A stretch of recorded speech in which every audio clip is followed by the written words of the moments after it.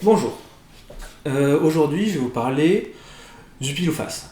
La vraie question, c'est comment le jeu le plus simple au monde peut-il être intéressant? Donc en fait, moi j'ai commencé à m'intéresser au pile ou face assez jeune quand j'ai lu le manga Hunter x Hunter. Au début de la série, dans un chapitre, les héros se retrouvent en face d'un adversaire et cet adversaire leur fait faire un jeu avec un pile ou face. Dans ce jeu avec ce pile ou face, le moyen de la rotation de la pièce, quand j'étais un peu jeune, m'a fasciné. Et ça m'a toujours fasciné jusqu'au jour où, au lycée, en seconde, mon professeur de maths nous pose cette question. Est-ce qu'un pile ou face, c'est aléatoire? À cette question, naturellement, le pile ou face, c'est le jeu pour simuler les aléas. J'avais tendance à dire oui. Et là, il nous a dit que non. En fait, j'ai pas bien compris pourquoi, mais il nous a dit que pour modéliser le pile ou face et la rotation de la pièce, on avait plein d'équations physiques. Toutes ces équations physiques, avec un théorème, je crois que le nom c'est Cauchy-Lipschitz, avec ce théorème, on sait qu'il existe une unique solution. Et comme il y a une unique solution, si on peut la calculer, ben en fait on peut la calculer, on peut avoir le côté de la pièce. Mais comme on ne peut pas le calculer, c'est là où rentre l'aléa.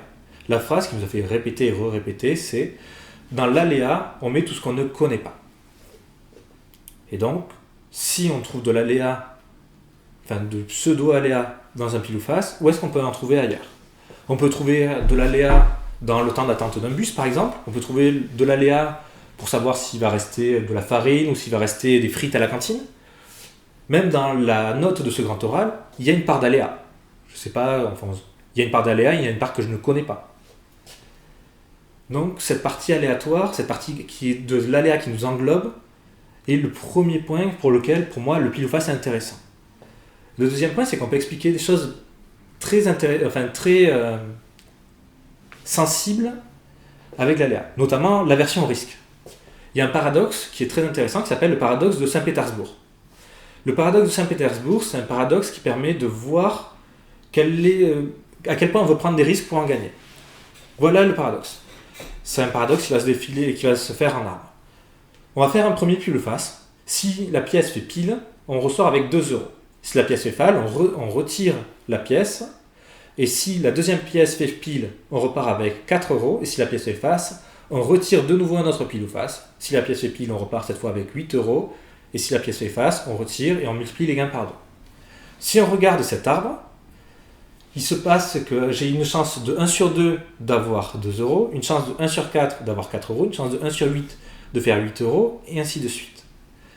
La question c'est, quelle est la mise qu'on serait prêt à mettre pour jouer à ce jeu? Moi, à ce jeu, intuitivement, j'avais dit 2 euros, parce que c'est ce que je vais gagner au minimum, et je ne veux pas perdre trop d'argent. J'ai regardé sur Wikipédia, et la moyenne des mises, c'est 8 euros. Pourtant, si on regarde, c'est à la suite du contrôle, si on regarde la moyenne de ce que va nous donner ce jeu, ce qu'on va faire, c'est qu'on va calculer ce qu'on va gagner sur chaque branche. La première branche, avec une probabilité de 1,5, on gagne 2 euros. Donc je gagne 1 euro en moyenne. La deuxième branche, avec une probabilité de 1 quart, je gagne 4 euros. Donc je gagne de nouveau 1 euro en moyenne. Et sur la troisième branche, 1 huitième, 8 euros, donc on gagne 1 euro. Comme l'espérance est linéaire, je vais additionner les gains sur chaque branche, et je vais avoir 1, plus 1, plus 1, plus 1, et ça une infinité de fois. Donc, en fait, sur l'espérance, ça va être 1, plus 1, plus 1, plus 1, plus 1, et donc je vais avoir une infinité, je vais additionner une infinité de 1, donc ça va me faire une espérance infinie.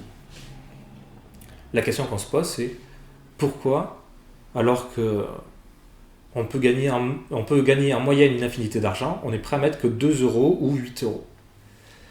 La réponse, c'est parce qu'on a peur du risque. Et avec cette expérience, on arrive à savoir à quel point on a peur du risque.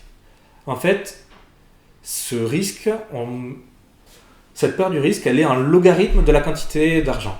C'est-à-dire, si j'ai 10 euros, je vais être prêt à investir ln de 10 euros. Si je peux gagner 20 euros, je vais être prêt à investir ln de 20 euros, et ainsi de suite. Ça, c'est l'expérience de Saint-Pétersbourg c'est le paradoxe de Saint-Pétersbourg qui permet de voir cette aversion au risque et qu'on peut arriver à faire qu'avec un seul pile ou face. Il existe d'autres choses qui sont aussi intéressantes avec le pile ou face. Par exemple, on peut utiliser un aléa pour arriver à lever des indéterminations. Mais je n'ai plus le temps d'en parler et je vous remercie de m'avoir écouté. Est-ce que vous avez des questions ?